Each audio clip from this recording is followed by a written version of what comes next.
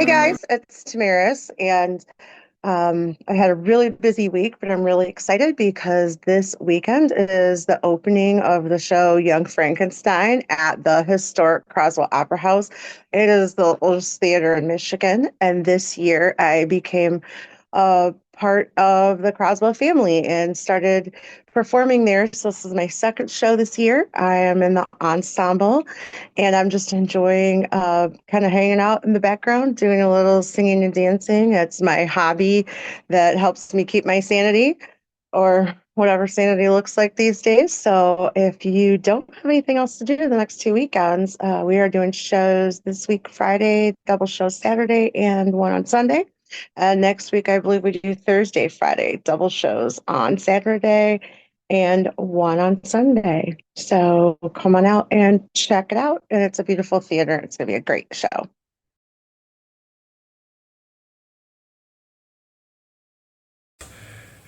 We aren't seeing her. She is not at this home. And we would go to her work, and there's her car in the parking lot of the court in her VIP spot there. And that was the only time we were seeing the car. It wasn't until after everything, all the time on the road, all the miles, and all the watching a property that was empty, for lack of better words, not being used, treated much like a cottage on the lake, except for kind of Drury. We said enough. And we decided to adventure up to the other address that we had found in Grass Lake.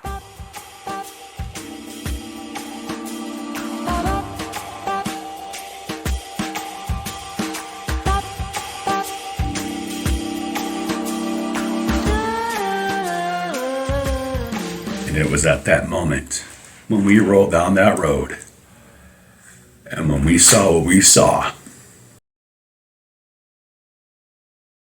In July, the ground surveillance team was here for several days, coming into Adrian for several days, so they could do some close surveillance and really kind of see if we could wrap up this investigation and get some answers. And so it was actually during our fair week, and I had a crazy week, very, very busy.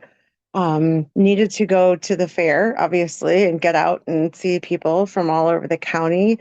I also had court several days that week, and it is also my youngest child's birthday during fair week. So he was turning 11, and we had to do his birthday party and celebration, and still I had to work, be a mom, and keep working on the campaign and stay in touch with the team because they were very, very busy that week. So every day that week, I got to go and meet up with the team and kind of see where their plans were for the day, what they thought they were going to do as far as surveillance and what they hoped to find.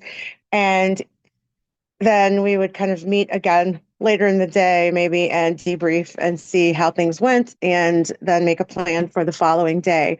So it was exhausting week, but yet good to know that things were finally moving forward and hopefully getting wrapped up. So I believe it was the second or third day that we were meeting regularly that I was going to the Lenawee County Fair that evening to, one, do some campaigning, but two, my sister and I have a tradition of going to get fair food. And so we had booked that as our night to get fair food. And we also were planning to go to the 90s throwback concert because we're 90s kids, 80s and 90s kids. So we were excited about that. We were going to see Tone Loc, who my sister and I had been on stage with before up in Detroit at the casinos. And we were going to see a lot of other people. They were doing the Humpty Hump. They had CC and the Music Factory and oh gosh, who are the ones that the I Want to Sex You Up guys? Only one of them is still there. and they're not looking like sexing anybody up anymore. But whatever the case may be, we went to the concert and we were hanging out there. And while we were at the concert, I started to get text messages from the surveillance And it team. was at that moment when we rolled down that road and when we saw what we saw, I was beside myself. The first time showing up to the Grass Lake address, that was interesting. After spending so much time at the other location, at the other house, it was one of those, okay, there you are.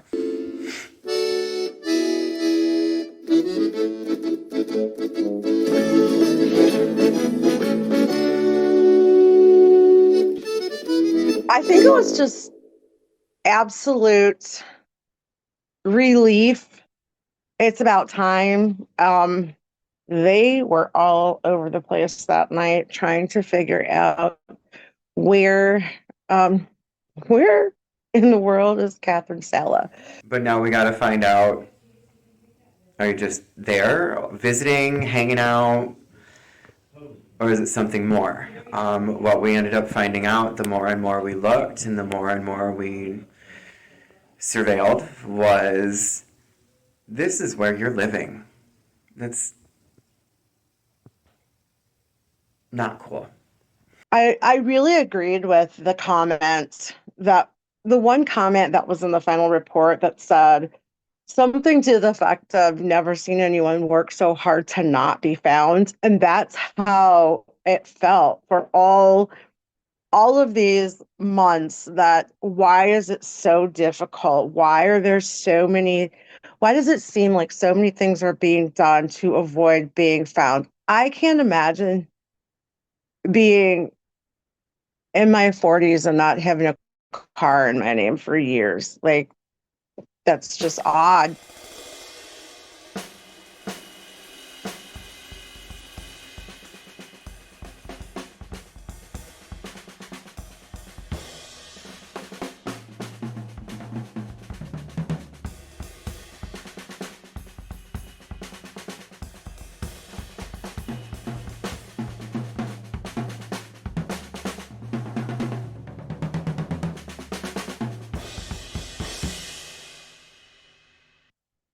The next day, we all reconvened and met to discuss, what are the next steps going to be? We're going to start wrapping up this investigation. We were still waiting for the answer to come back from the Attorney General's office because I had sent out our request there to follow the proper steps in the statute, asking them if they wanted to take action because I'm not eligible to file a lawsuit unless the Attorney General turns it down and basically leaves it in my hands if I would like to file. So we were waiting for that, and I was calling them over and over because it had been about 3 weeks already since I had sent it to them. And we knew that the timeline is obviously it was crunch time. So eventually, after that meeting, I was able to get a hold of them and kind of get things moving a little more quickly. And also that day, I received a message from one of our anonymous sources saying, hey, we have reached out to someone that we know with the Michigan State Police, and we've asked them to kind of review the situation and see if there's anything that they can do to investigate, because this is a crime. It's a felony to lie on your affidavit of identity or affidavit of candidacy.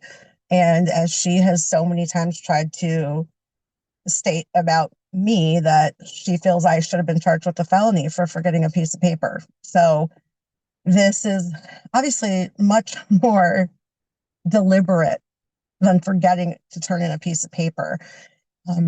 So the I received a message that I would be hearing from the state police early the following week to see kind of what they thought should be done with it as well. So I think that weekend I spent a lot of time working on things and working on what the the actual court documents, what we were going to file, putting together exhibits, and so on. A couple days after that, when you guys sent me your report, I also had contact with the attorney generals, and they told me that I could send the second report over to go along with the first investigative report that we had done. And so I did forward that to them as well and received confirmation that they had received it. So then, fast forward a few days as we anxiously waited to hear from the AG's office, they finally responded to us around August 12th, I think it was. And they said, we've received your information, we've reviewed it all, and we're not going to address it at this time. And I kind of put that in quotes, like at this time, because in putting this together, this filing together, we had to look at other cases that were filed for the same type of action for quo warranto. And everybody who wants to file a quo warranto has to ask the attorney general first before they can actually go forward with that. So each one would receive a letter, and the letters would say different things. And so once there was one that said, hey, we're not going to file this, but we feel like it's because this is a county issue. So we're going to let the county handle it themselves. So you do it if you want to. Sometimes it would just be, we're not going to file at all, or we don't see any merit. But in this case, it was, we're not going to do it at this time. So, of course, we wanted to figure out, what does that mean? We just kind of felt like maybe, one, it's a presidential election with a bunch of drama going on and people challenging who can be on ballots all over the state, well, all over the country, really. And maybe they just didn't have time for this right now. But also, we felt maybe they thought the election is in like 90 days. And this person who's asking us to file says that she's running against her. If she beats her, we don't have a reason to file because that would solve the problem. But if she doesn't, then at this time may become actually at this time. And so first we had to wait for a judge because every judge in our county was going to recuse themselves, and we knew that. And that is the right thing for each and every one of them to do. And then once that's done, there has to be a request made to the state court administrator's office to assign a judge to the case. And it's a judge from out of county, obviously. So then we had to wait for that process to occur. Once we got all of that back, I believe it was September 4th or 5th that we finally got the documents back in hand. Then we reached out to a process server and said, can you please serve this for us? And the process server wanted to follow our lead and be discreet about this and just serve her private. So they contacted her on her cell, I believe, and asked if they could drop the documents off to her. And it's my understanding that she replied that the documents could be served on her attorney. And she gave the contact information for her attorney, which was in Okemos, Michigan, up by Lansing. I think it's a little over 70 miles away from our county.